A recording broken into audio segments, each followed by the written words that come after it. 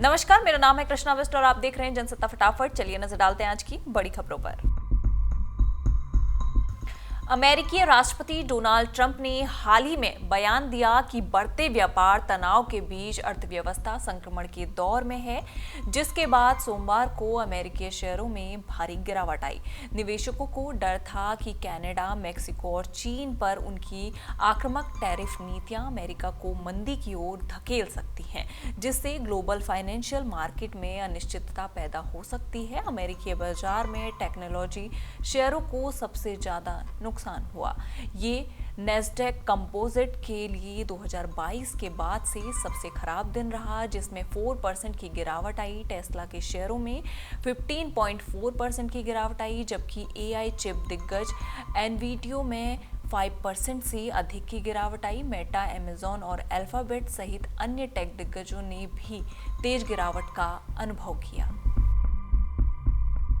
दिल्ली की एक अदालत ने 2019 में हुई जामिया हिंसा के लिए शर्जिल इमाम पर आरोप तय कर दिए। सुनवाई के दौरान कोर्ट ने माना कि शर्जिल का दिया भाषण जहरीला था, नफरत फैलाने वाला था और सबसे बड़ी बात, एक धर्म को दूसरे के खिलाफ खड़ा कर रहा था। अतिरिक्त सत्र न्यायाधीश विशाल सिंह ने तो चक्का जाम की परिभाषा पर भी विस्तार से बात की है। उन्होंने इसे पूरी तरह गलत माना है। सुनवाई के दौरान कोर्ट ने इस बात को भी स्वीकार किया है कि बड़ी भीड़ का इकट्ठा होना, बड़े पैमाने पर दंगे होना कोई आकस्मिक घटना नहीं हो सकती, बल्कि ये एक सोची समझी बड़ी साजिश का हिस्सा है।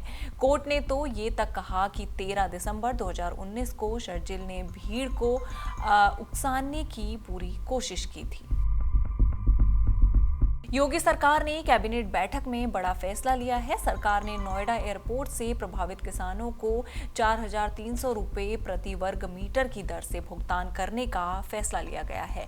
कैबिनेट का ये फैसला ऐसे समय में आया जब लोग एयरपोर्ट से फ्लाइट शुरू होने का इंतजार कर रहे हैं। सीएम योगी आदित्यनाथ ने जेवर के किसानों से मुलाकात करते हुए 20 दिसंबर 2024 को घोषणा कर दी थी। इस फैसले को अब कैबिनेट की मंजूरी मिल गई है। केंद्रीय जांच एजेंसी प्रवर्तन निदेशालय यानी ईडी ने सोमवार को कथित शराब घोटाले के मामले में 14 ठिकानों पर छापेमारी की थी, जिसमें छत्तीसगढ़ के पूर्व सीएम और कांग्रेस नेता भूपेश बघेल के बेटे चैतन्य तक का नाम भी शामिल था। उनके भिलाई वाले घर पर ईडी के एक्शन ने सियासी पारा भी बढ़ा दिया है। वहीं ईडी ने चैतन्य के घर से क्या क्या जब्त किया, इसको लेकर भूपेश बघेल ने जानकारी भी दी है। ये पहला मौका नहीं है कि जब ईडी की छापेमारी चैतन्य से जुड़ी किसी ठिकाने पर हुई है। पिछले साल जब बघेल ने तत्कालीन मुख्य न्यायाधीश डीवाई चंद्रचूड़ को राज्य और केंद्रीय एजेंसी के कथित दुरुपयोग के बारे में पत्र लिखा था ताकि उन्हें बदनाम किया जा सके और उनके राजनीतिक करियर को खत्म किया जा सके। उसके कुछ दिनों बाद दुर्ग में पुलिस ने भिलाई के एक प्रोफेसर की हत्या के प्रयास के सिलसिले में चैतन्य से पूछताछ भी की थी। विकी कौशल की फिल्म छावा रिलीज के बाद औरंगजेब से भारतीय लोगों की नफरत काफी बढ़ गई है। ऐसे में अब औरंगजेब की कब्र को लेकर विवाद खड़ा हो गया है। लोग सोशल मीडिया पर खुलकर बिना हिचकिचाए हुए अपनी बातें रख रहे हैं। इसी कड़ी में अब राइटर मनोज मुंसिर ने भी इस मामले पर खुलकर बात की है। मनोज मुंसिर ने वीडियो शेयर करते हुए कहा कि आज देश में एक आवाज उठ रही है कि महाराष्ट्र में बनी औरंगजेब की कब्र हटनी चाहिए। मैं कहता हूँ कि नहीं हटनी चाहिए। क्यों नहीं हटनी चाहिए? जब हम हिंदू राम जन्मभूमि पर श्री राम का मंदिर बना रहे हैं तो कुछ लोग हमें ज्ञान दे रहे थे कि भगवान तो कण-कण में है, फिर मंदिर की जरूरत क्या? इतना ही नहीं, मनोज मुंसिर आगे कहते हैं, मैं भी भारत सरकार से विनती करता हूँ, औरंगजेब की कब्र हटाने की जरूरत क्या है?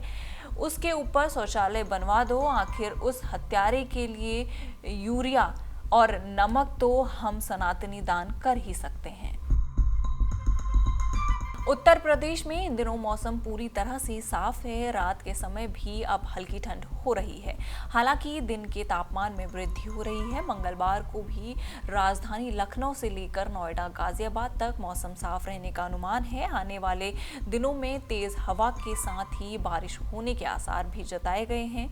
13 मार्च से लेकर 15 मार्च तक प्रदेश के पश्चिमी हिस्से में बारिश होने की भी संभावना जताई गई है। इसी बीच होली होनी है, इसके बाद प्रदेश में मौसम फिर से साफ हो जाएगा। आईएमडी की जानकारी के मुताबिक आज अधिकतम तापमान 35 डिग्री सेल्सियस रहेगा। इन सारी खबरों पर आपका क्या कहना है, आप हमें कमेंट सेक्शन में जरूर बताइएगा और इसी तरह की देश दुनिया की खबरों के साथ जुड़े रहने के लिए देखते रहिए हमारे साथ जनसत्ता।